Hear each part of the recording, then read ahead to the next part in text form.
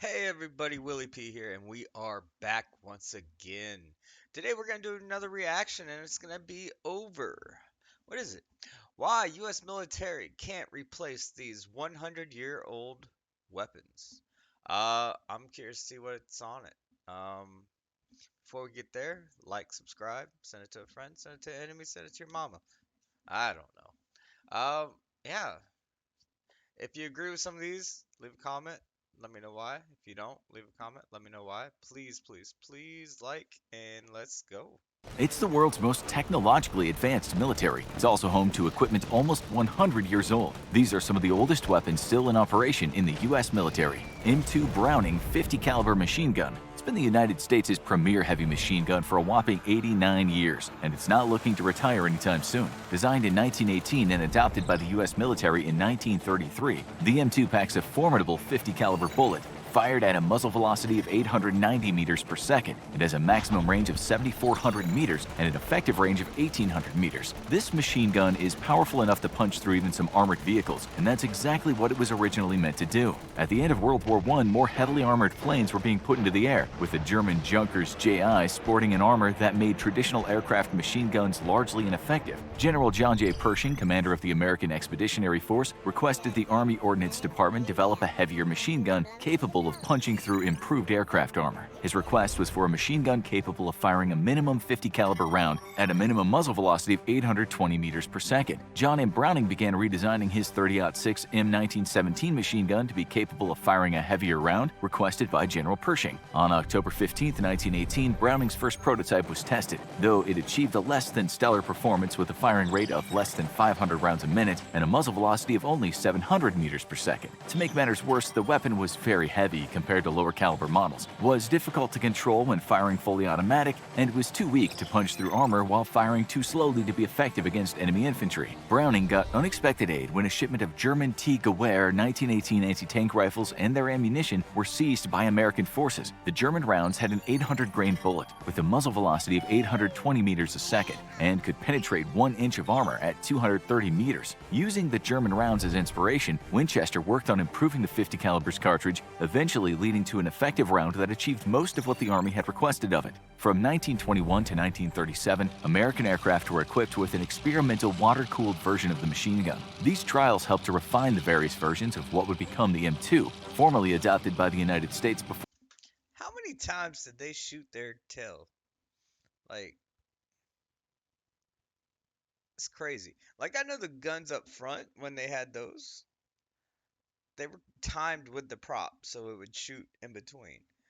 But the tail, was it like something stopping it from shooting at it? I don't know. For World War II. By the time the war broke out, the machine gun was standard on nearly every American aircraft and was used in everything from anti-materiel to infantry support and even air defense roles. Today, the 50 caliber enjoys service alongside American troops in every theater of operations and has been involved in every American conflict since World War II. Modern 50 calibers can be equipped with several different. Meet Azeron, a game-changing keypad made specifically for you. It essentially different types of ammunition, including M33 ball rounds for personal and light material targets, M17 tracer, M8 armor-penetrating incendiary, M20 armor-penetrating incendiary tracers, and newer saboted light armor penetrator rounds capable of punching through 1.34 inches of steel armor at 500 meters. The M2, nicknamed the 50 or Mod Deuce, is such a good weapon it outperformed an intended replacement in the 60s, and a current modern replacement for the weapon was canceled. This means the U.S. military will continue carrying the fearsome M2 into battle for decades more to come. Our next weapon system is not as old as the M2, but current plans are to keep it in operation for almost an entire century. CH-47 Chinook. It was a helicopter. These things, let me tell you, they scare the crap out of me.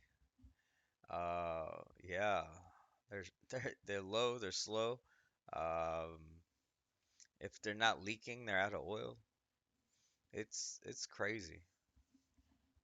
Born of necessity. Caught up in a war waged across inhospitable jungles with few roads, the U.S. Army desperately needed a way to quickly supply fire bases spread across Vietnam. Most importantly, though, it needed to be able to supply those far-flung fire bases with heavy equipment such as artillery, but cutting a road through the thick jungle would take years, and even then the unpredictable weather and enemy ambushes could make such a journey impossible. The United States invented air assault operations during Vietnam with its extensive fleet of helicopters, and quickly sought to do the same with logistical concerns. However, current helicopters in the U.S. inventory were simply not powerful enough to carry heavy howitzers. Fortuitously, though, a twin-rotor transport helicopter had already been in development since 1957 to replace the Sikorsky CH-37 Mojave. The resulting V-107 was deemed too heavy for assault operations but too light for transport missions. Thus, work was undertaken to develop a larger, beefier helicopter capable of heavy transport duty. In 1962, the CH-47 Chinook officially joined the inventory of the U.S. Armed Forces. Despite its massive size, the Chinook has an impressive speed of 200 miles per hour, and at the time was faster than any other utility or even attack helicopter. Today, the Chinook keeps that speed record, making it one of the fastest helicopters in the U.S. inventory. Throughout its lifetime, the airframe has received numerous upgrades to keep it up to date with new technology, but the core design remains largely unchanged. With two powerful rotors, the Chinook can carry up to 55 fully equipped combat troops or as much as 10 tons of cargo either inside or slung underneath it on cargo hooks. The helicopter would prove its worth through every U.S. conflict since Vietnam, but really shown during the war in Afghanistan. With its difficult and mountainous terrain, Afghanistan proved to be a challenge for the U.S. Army carrying out resupply and mobility operations, but the Chinook was easily able to navigate even the extreme heights of Afghanistan's mountains with ease. The Chinook continues going strong 60 years after being adopted into the U.S. inventory. The Army's future vertical lift program will eventually deliver a replacement for the Chinook,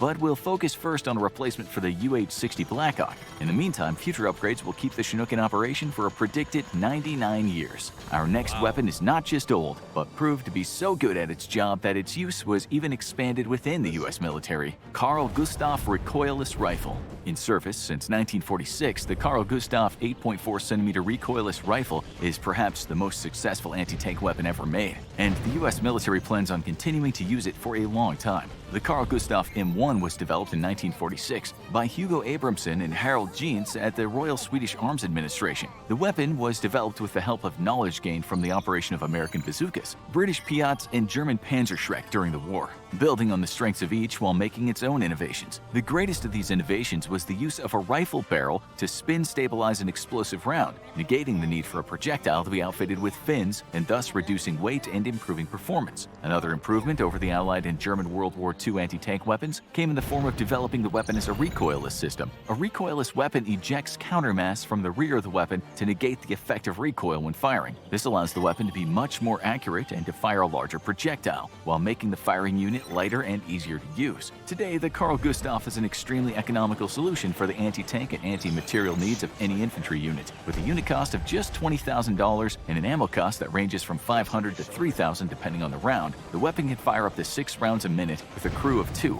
though it can be operated by just one soldier at a reduced rate of fire. It's also capable of accurately hitting moving vehicles at a range of up to 400 meters, stationary targets up to 500 meters, and can use high explosive rounds with a range of 1,000 meters, or rocket-boosted laser-guided ammunition at a range of up to a whopping 2,000 meters. The U.S. military initially only issued the weapon to Special Operations Forces, but it was so good at its job, it expanded the use of the Carl Gustav to regular forces as well. With the U.S. forces being engaged by RPGs at ranges up to 900 meters, no light weapon in the inventory of U.S. infantry could effectively counter this threat. Thus, the M3 multi-role anti-armor anti-tank weapon system variant of the Carl Gustav quickly came into wide adoption. Along with wider adoption came an increased variety in ammunition, which quickly made the M3 a favorite of U.S. infantry. Today, the Carl Gustav can fire high-explosive rounds, high-explosive anti-tank rounds, high-explosive anti-tank rocket-assisted rounds for increased range, high-explosive dual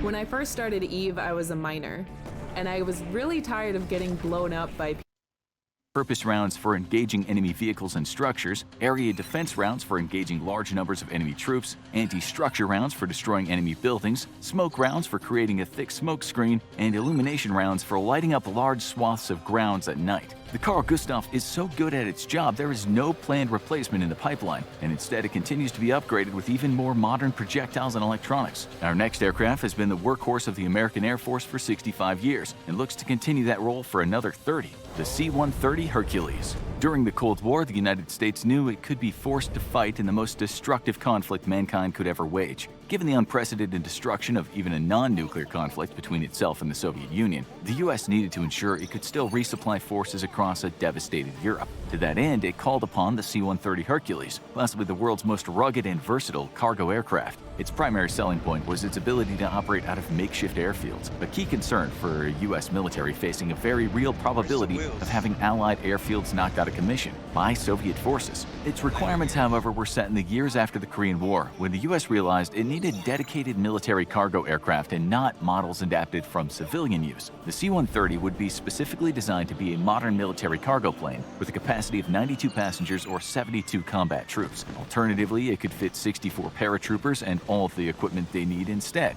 The use of 4 turboprop engines gave the aircraft greater range and gas mileage than a turbojet variant, and explains why it remains in use throughout the modern age. With few core design changes, the C-130 remains in service with various configurations, including the vaunted AC-130 gunship, the modern C-130J Super Hercules, featuring improved avionics, new engines, new composite propellers, and other modern updates, ski-equipped variants for ice operations, and the tactical airlift and aerial refueling variant in use by the U.S. Marine Corps. Maritime patrol versions are in service with the U.S. Coast Guard, and a ruggedized version of the Hercules is used in the deployment and retrieval of special operations forces. The C-130 remains in service not just in the U.S. military, but in militaries around the world, and looks set to continue serving with its home nation until the U.S. Air Force completes its CX Next Generation Airlifter program. Our next entry in this list is not just one of the oldest surfing weapons in the U.S. inventory, but is scheduled to have a lifetime in excess of 100 years. The B52 Stratofortress strategic bomber. It can level a small town all on its own, and it can fly a whopping 1/3 of the way around the Earth without refueling to do so.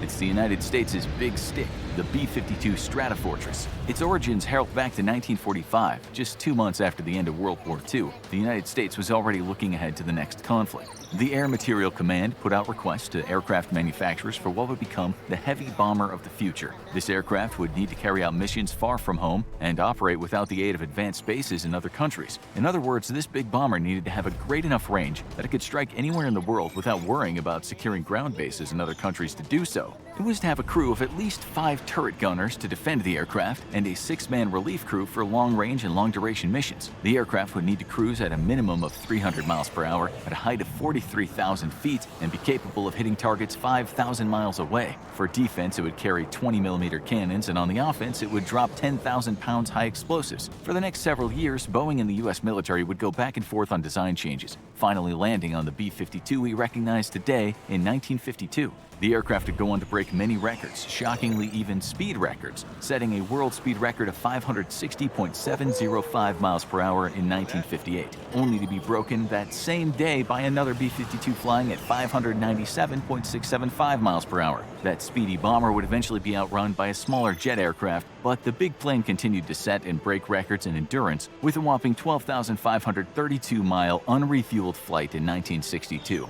With the support of aerial tankers, though, B-52s were able to circle the globe non-stop in just under 2 days. This incredible reach and endurance quickly earned the planes a nuclear mission, and to this day it remains part of the U.S. nuclear triad. However, it's the conventional firepower that makes the B-52s the undisputed kings of the sky. With the ability to drop a whopping 70,000 pounds of explosives on any target around the world, modern upgrades to the fleet include new engines and wing structure replacements, electro-optical sensors, and infrared and advanced targeting pods. B-52s are now capable of such precise strikes that they were used commonly as close air support platforms for coalition forces in Iraq and Afghanistan, delivering overwhelming firepower with pinpoint accuracy. Originally meant to saturate a target with dumb gravity bombs, modern B-52s use a suite of onboard sensors to monitor a battlefield and deliver precision fire exactly where it's needed most. Laser-guided bombs can be guided to a target by a B-52 or allied aircraft, or even by forces on the ground. GPS-guided munitions can be fired and forgotten by a loitering B-52, and the development of long-range standoff attack munitions can give the B-52 an incredible reach even in contested air environments by staying well out of the reach of enemy weapons and sensors. With even more upgrades to come, the American B-52 fleet is set to remain in operation for an estimated additional 50 years, with some estimates placing the B-52 total lifetime at 150 years. That means that by the year 2100, B-52s could still be flying as part of America's arsenal.